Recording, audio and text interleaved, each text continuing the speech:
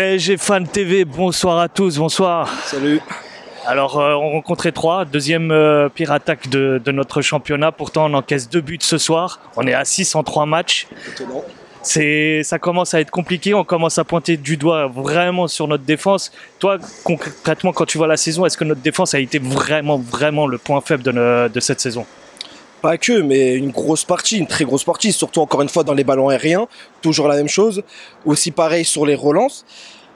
Tout le temps la même chose. Tout le temps, c'est soit un but de la tête sur un centre, un coup de pied arrêté. Ou sinon, c'est nous-mêmes avec une position de balle stérile ou une relance ratée où du coup on relance l'adversaire. C'est tout le temps la même chose. Tout le temps la même chose. C'est pour ça, en soi, au niveau du match, il n'y a pas grand chose à dire. Parce qu'on va se répéter. La défense, le milieu de terrain. Même si au début du match, on s'est beaucoup plaint au niveau des retours défensifs. Là, il y en a eu. Mais le problème, encore une fois, le résultat n'est pas là et il y a énormément de lacunes. Alors, nous parlons un petit peu de notre défense. C'est vrai que ça a été la lacune du soir. À 2-2, on a essayé quand même de remporter cette victoire. Malheureusement, on n'a pas trouvé le cadre.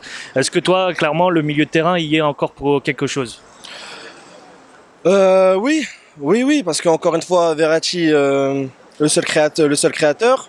Mais je tiens à souligner son match parce qu'encore une fois, pourtant on le connaît, mais il m'a tellement étonné. Il était partout à la récupération, c'était incroyable. Et même pareil, j'ai trouvé que l'équipe était coupée en deux. Je sais pas ce que vous en pensez, mais je trouvais que le fait qu'il y avait 2 milieux de terrain. Oui. Ah bah voilà. Danilo, il fait pas un match incroyable, donc forcément c'est assez compliqué. Mais bon, si je peux me permettre, là, sans parler du match, parce qu'encore une fois, comme je dis, on va se répéter. Moi, les choses que là je retiens encore une fois, c'est que Pochettino. Bon, j'allais l'insulter, je vais essayer de me retenir. Mais tes changements à la fin du match, ça vraiment, c'est plus possible. Oh là là, comment je me retiens Je vois que... Ah ouais, non. Et pareil, c'est surtout ça. Les Titi, tu nous as dit quoi ? Tu nous as dit quoi ? Oui, à la fin du championnat, ils auront du temps de jeu. Du temps de jeu, c'est en tribune. Ils vont quoi ? Ils vont remplir des gourdes ? C'est du sabotage à ce niveau-là, c'est un truc de ouf. Il y a aucun effort, il fait même plus semblant. Et est-ce que pour toi, si tu prenais leur place des Titi, quel message tu aurais ressenti si tu te retrouvais en tribune ce soir ? Mec, j'ai pas ma place, j'ai rien à faire dans ce club. Parce que déjà, en tant que Titi, forcément, en tant que joueur, tu veux jouer, tu veux jouer parce que déjà pour le plaisir, parce que je pense qu'on c'est tous des passionnés du football, mais aussi parce que c'est en ayant du temps de jeu que tu progresses. Donc tu mets ta carrière en danger en fait. Là on met clairement leur carrière en danger. Donc tu comprendrais qu'ils partent ? Bah exact, oui, totalement. Tout le monde je pense, tout le monde comprendrait. Tout le monde comprendrait. Et pourtant, c'est un truc que souvent, chaque saison, ça se répète, tous nos titis partent un à un. Ouais, mais moins, ouais. Enfin, ouais, parce que je pensais que tu allais me parler du temps de jeu. Oui. Ouais, qui partent. Après, pareil, je pense, dans tous les cas, ça a toujours été un problème au PSG. Mais là, cette année, et même je pense aussi l'année dernière, c'est incroyable. Il limite 0, c'est un truc de ouf. Après, il y en a. Nkunku, il y a eu un peu de temps de jeu. Bon, il est parti parce qu'il en devait, mais il a joué un petit peu. Bon Kouassi, voilà, on va même pas en parler. Mais après ouais, c'est toujours compliqué. Mais là en fait, c'est au niveau de la gestion, elle est catastrophique. Et aussi du coup, je voulais parler du fait que les joueurs ne viennent pas saluer les supporters. Ça aussi.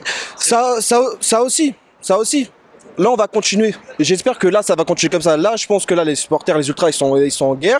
Et je pense qu'on va continuer comme ça pour que les choses elles bougent. Parce que là, pareil, je trouve que c'est un très gros manque de respect de pas venir les saluer. Avec toutes les daubes, tous les matchs de daubes qu'on supporte, mais pourtant on est là, on supporte le PSG et c'est tout le temps la même chose. Ça fait un bon moment que là ça vient pas nous supporter et pareil, c'est surtout ça où j'ai des choses à dire que j'ai au niveau du cœur. Mbappé et Neymar qui dit oui, alors ils peuvent me siffler ça, tous les jours. Moi je serai là, je terminerai mon contrat. Et Mbappé, ouais, les ultras, bon qu'ils soient partis, c'est pas grave, c'est une partie infime. C'est une partie infime du club.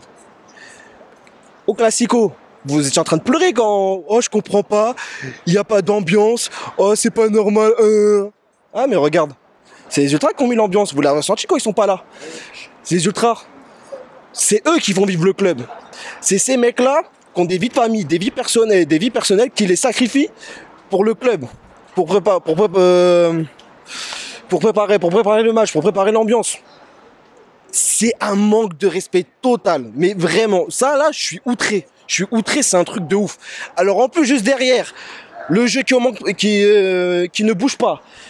Le fait qu'ils viennent pas voir, qu'ils viennent pas saluer les supporters, c'est un truc de ouf. Et Neymar, parce que lui, de toute façon, j'ai l'impression qu'il aime bien se faire insulter. Parce que si je te rappelle bien, il y a 2 ans, quand il avait fait ses histoires avec le Barça, oui, il s'est fait insulter sa mère.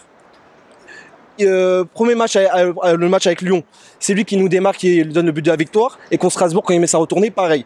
Donc si Neymar, t'as peur qu'on s'essouffle, apparemment on va s'essouffler, on va continuer à siffler. Et j'espère que tout le monde, ils vont le siffler pour bien qu'ils comprennent.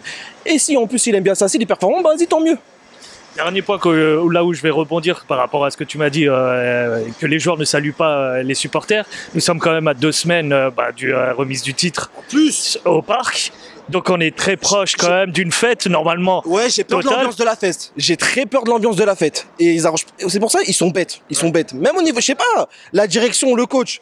Vous parlez aux joueurs et vous leur dites, ouais, écoutez les gars, déjà la saison a été compliquée. Là en ce moment c'est pas tout beau tout rose. Allez saluer pour essayer de calmer le jeu. Même parler, mais bon. Peut-être qu'ils en ont pas conscience, hein, réellement. C'est dommage. Hein, normalement, mais justement, s'ils n'ont pas confiance, justement, c'est le rôle du coach ou de la direction de leur mettre un coup de pied au cul. Mais ça aussi, pareil. T'as vu, après, moi, j'aime pas parler du fait que, ouais, l'argent et ça, je sais pas quoi. Mais je pense qu'ils ont trop de liberté. Ils sont trop sur un doux siège.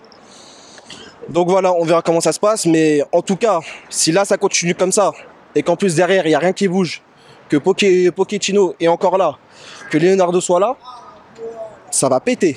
Ça va péter très fort. Ça semblerait. Je te remercie en tout cas. Merci à vous.